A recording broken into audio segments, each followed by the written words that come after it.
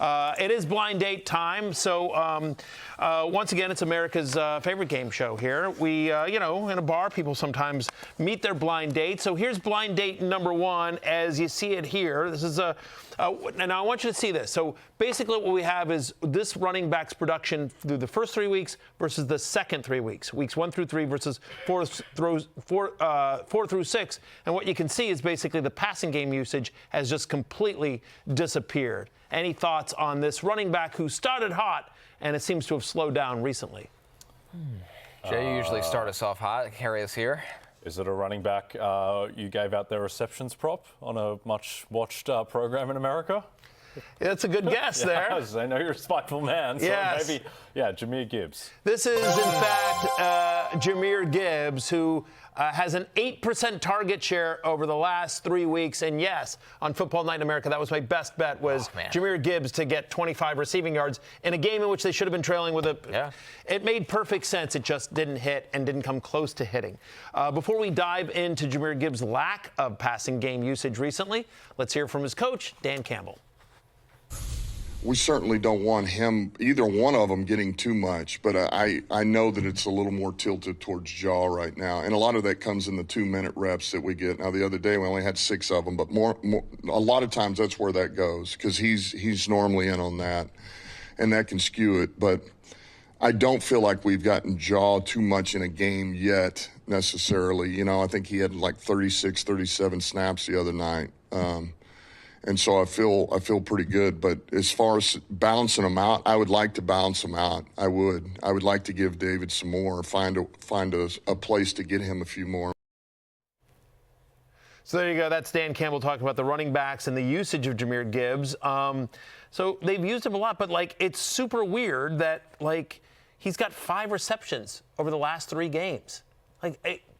Bizarre. And in some of the games, 2 targets last game. Yeah, in some of the games he's it's been a blowout. The Lions have just blown out the team, so you don't have to worry about it. But in a game in which they were trailing the Chiefs and they're looking for offense, I felt really good about that bet, and it's actually my biggest miss this season. Because the line was 25 and he got 0. I mean, he didn't even come close to hitting it.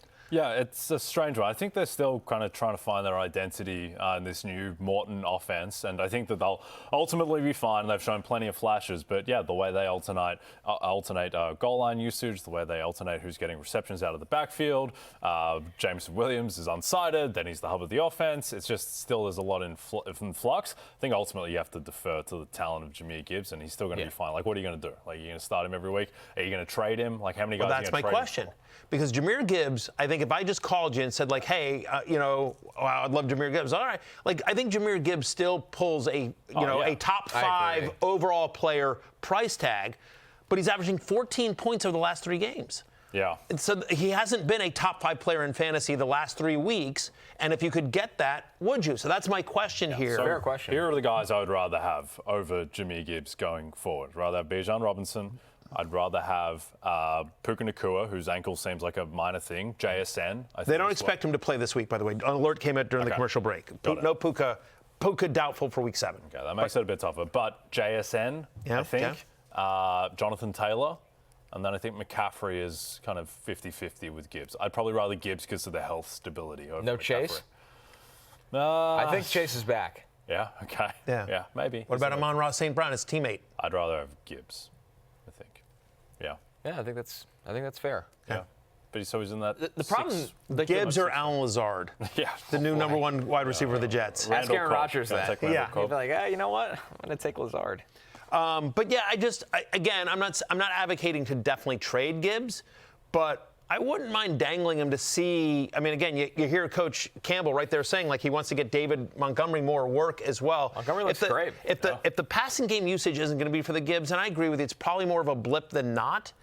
But still, somebody was willing to give me Jonathan Taylor for him. Oh, yeah. I'd take JT. Yeah, of course. And there's a chance you could pull that off. Hey, it's Matthew Berry from NBCSports.com and Rotorworld.com. And I want to thank you so much for watching whatever it is you just watched. Or if nothing else, being too lazy to click out of the autoplay after this video started, after whatever it is you actually wanted to watch finished. But now that you're here, I'd like to take a moment here to ask you respectfully, respectfully now, okay? I'm asking you respectfully to subscribe to the NFL on NBC YouTube channel. You'll get the latest Roto-World fantasy news headlines, all sorts of great shows, including my own Fantasy Football Happy Hour. So go subscribe now. Again, I'm asking respectfully.